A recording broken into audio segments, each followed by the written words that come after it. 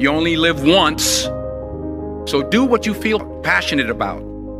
Take chances. Don't be afraid to fail. There's an old IQ test, was 9 dots, and you had to draw 5 lines with a pencil within these 9 dots without lifting the pencil. The only way to do it was to go outside the box. So don't be afraid to go outside the box. Don't be afraid to think outside the box. Don't be afraid to fail big, to dream big. But remember, dreams without goals are just dreams, and they ultimately fuel disappointment. So have dreams, but have goals. Life goals, yearly goals, monthly goals, daily goals. I try to give myself a goal every day. Simple goals, but have goals. And understand that to achieve these goals, you must apply discipline and consistency. In order to achieve your goals, you must apply discipline and consistency every day, not just on Tuesday and miss a few days. You have to work at it every day. You have to plan every day. Hard work works. Working really hard is what successful people do. And in this text, tweet, twerk world that you've grown up in, remember, just because you're doing a lot more doesn't mean you're getting a lot more done. Remember that. Just because you're doing a lot more doesn't mean you're getting a lot more done.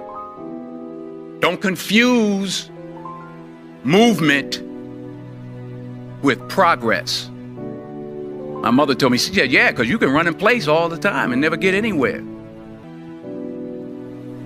I found that nothing in life is worthwhile unless you take risks. Nothing. Reggie Jackson struck out 2,600 times in his career, the most in the history of baseball. But you don't hear about the strikeouts. People remember the home runs. Fall forward. Thomas Edison conducted 1,000 failed experiments. Did you know that? I didn't know that. Because the 1,001st was the light bulb.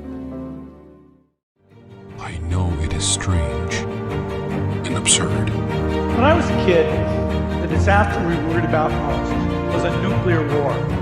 Today, the greatest risk of global catastrophe doesn't look like this. Instead, it looks like this. In extreme circumstances, our emotions and gestures matter the most. Right now, it's me versus the universe. This is just your psychological condition. This is not the reality. Even when you feel utterly lonely, are you still breathing? So you're transacting with the world, isn't it? Yes, you only can't get along with the people around you, but atmosphere is okay with you, food is okay if it tastes good, water is okay. You have transaction with the world, isn't it? Your existence is constantly an engagement with the universe, but your mind becomes against the universe. If you create a psychological condition that you're against or you're in competition with the universe or the cosmos, obviously you will feel crushed for small things. Little things will crush you. When you die, there is no container service for you. You die with nothing. In spite of that, most people have turned their homes into warehouses. Most people are carrying such a huge baggage on their head as if they're carrying the whole universe on their head.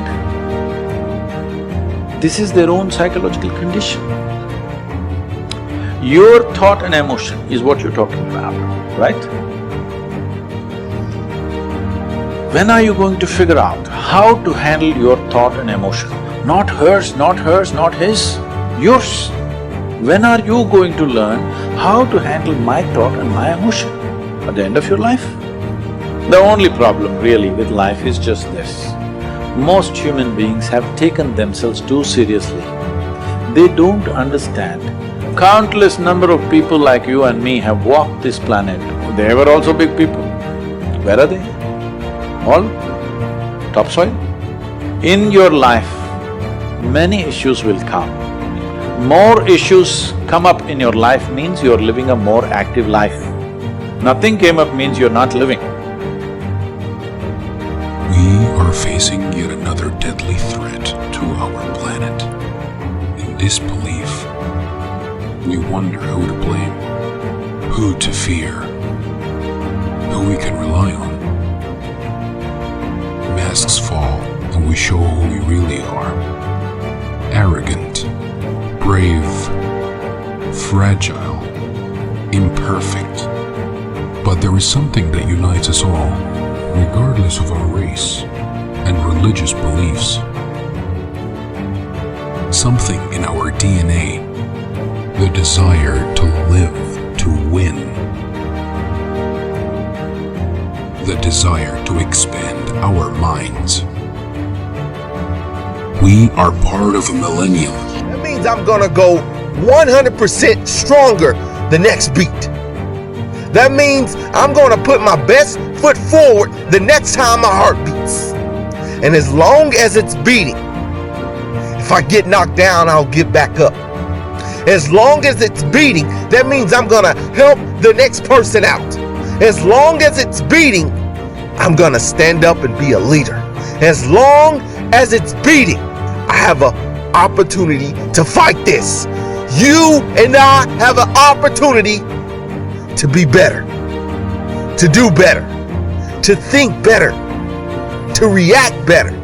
It's easy to give up.